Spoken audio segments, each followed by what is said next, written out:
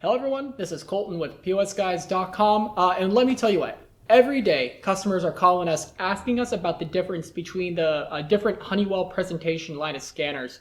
And that's, a fair question to ask. From the outside, the different models can kind of just seem like an alphanumerical soup, and they don't really make sense too much.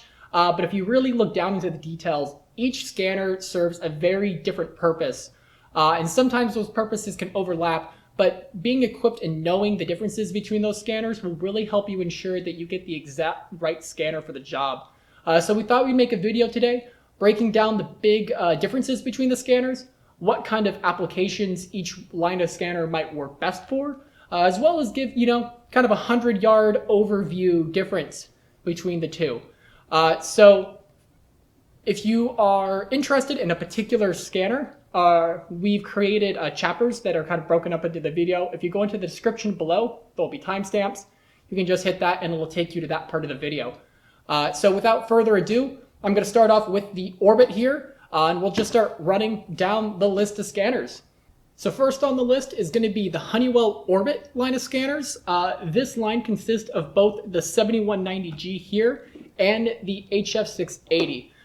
These line of scanners are great for light industrial settings where you just need to set the scanner on a counter and it doesn't need to be mounted. If you have a ton of volume coming through your lines, say you're at like a grocery store or something like that, the Solaris line might be the better option for you, and that's going to be covered later in this video. But just taking a look at these, both of these scanners look pretty similar. In fact, from a quick glance, you wouldn't be faulted for assuming they're the same scanner. But there's slight differences between the two. The biggest difference is that is going to be the scanning resolution and the scanning method. The 7190G here has a 640 by 480 pixel scanning resolution, while the HF680 has a 1280 by 800 resolution. That means that the HF680 will be able to scan slightly quicker and from further away than the Orbit. But it's not a terribly big difference. We've tested it before and they stack up pretty similarly, so I wouldn't say that that's the big deciding factor between the two. What's really going to set them apart is the fact that the Orbit can scan as both a 2D imager and as a laser laser scanner rather, so that it can do 1D barcodes. And there's an advantage to that. And that with the laser scanning function, you'll have a lot more control over what you're scanning, since there's a laser there to help you aim. That's super handy if you're scanning products with a lot of barcodes all over it, and you need to make sure that you're picking up one particular type of code. Of course, the advantage with the 2D mode is that you're going to be able to scan QR codes and stack barcodes, and that's really nice. So if you don't need to be able to kind of switch back and forth, the HF680 might be the better option. It's a little cheaper too, usually. But overall, both of these perform pretty darn similarly.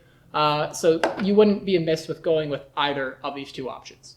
The next scanner on the list is going to be the Genesis line. As a recording right now, the most current model in the line is the Genesis XP7680G. Before that, it was the MK7580.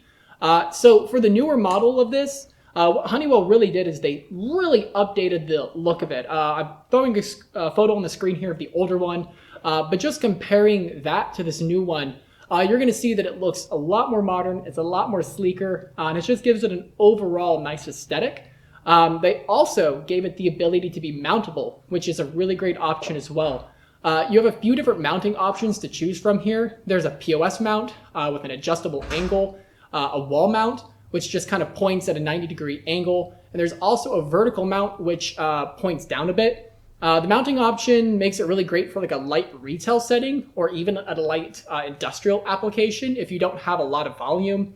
If you're looking for something that's is more purpose-made to be used in industrial settings, say like a conveyor belt, the ViewQuest might be a better fit, and we'll talk about that one in a little bit. But going particularly back onto this one, the performance-wise, this scanner is probably going to be closest to the HF680 that we talked about earlier. They have the same pixel resolution, pretty comparable decode ranges, and similar motion tolerances. So this scanner would fit in anywhere that the HF680 would. Again, the big thing with this one is the mountability options that go on the back here, or on the bottom here. So yeah, cool scanner line. I really like that the new additions that they are. I like the newest edition of this, and I think it is a solid scanner with solid value all around. Rounding out the purpose-built retail presentation scanners is the Solaris line. Unfortunately, I don't have one here. We sold the last one of them. But right now, the Honeywell is up to the 7980G as its current model. Prior to that, you might have seen some Solaris 8720s for sale. They come around every once in a while, but that's getting a little harder. This is the kind of scanner you'd expect to see in a grocery store. It offers the highest pixel resolution of any presentation scanner in the Honeywell lineup, coming in at 1280 by 960. So it should meet most people's scanning needs. Keep in mind, though, that this is a scanner-only model. It doesn't have a weight scale. Honeywell used to make those scanner scale combo devices, and those were called the Stratoses, but they've since discontinued the product. So if you're looking for something in that realm, I'd invite you to check out our website at POSGuys.com. The link is in the description, but I'm also throwing it on the screen here. We keep a pretty up-to-date product offering of what's available there. And if you give us a call, we can kind of point you in the right direction. But overall, the Solaris, I wish I could show you one here. I'll throw it up on the screen again so you can take a look at it. But it's a pretty cool unit. And if you run a grocery store or something like that where you don't need to weigh things, that's probably going to be your best option. Finally, there's the ViewQuest. The most current model of this in the line is going to be the 3320G. Before that, it was the 3310G. The scanner is built for more of an assembly line type of environment where you're going to need to scan barcodes that are moving really fast. It's rated to scan a 13 mil barcode at 240 inches a second, which is really fast as far as barcodes go. I decided to rig up here a quick test to check it out, and that claim seems to hold up pretty well. Kind of throwing some B-roll of that on the screen here. So I got a spooling machine. This is usually used for wrapping up labels. Threw on some test barcodes on there and started running it. And as I got it up to speed, the ViewQuest held on pretty well. It was missing it every once in a while, and that might have just been the barcodes capping out at the speed that they were going at. But when I compared it to the Genesis, rather, just for fun, I found that the Genesis actually performed significantly better. So, take that with a grain of salt. The Genesis is a lot higher resolution of a scanner. It's built for something a little bit different. So for most applications, the Genesis, the ViewQuest might work out well. The Genesis does cost more, so that might go into it a little bit. The unit has a pretty good vibration resistant rating, along with a solid drop spec, decent operational temperature, and at an affordable price. It makes this scanner a pretty good choice for most industrial settings. There's also another presentation scanner that's sort of similar to the ViewQuest, and that's going to be the HF800, not to be confused with the 680. It's a little confusing. It looks pretty similar to the ViewQuest in form factor. Usually it comes in black. A couple things about it. It has half the motion tolerance, so you're not going to be able to keep things going as quickly. It clocks in at about 100 inches per second. But what it does have that the ViewQuest doesn't have is the ability to scan direct part marked items, and it has some advanced features that allow it to communicate misscans to your MES system. So it's a little more expensive option because of that, but if those are the things you kind of need, the HF800 rather is going to really be the way that you want to go, and that's kind of the Honeywell's top end fixed presentation assembly line kind of scanner.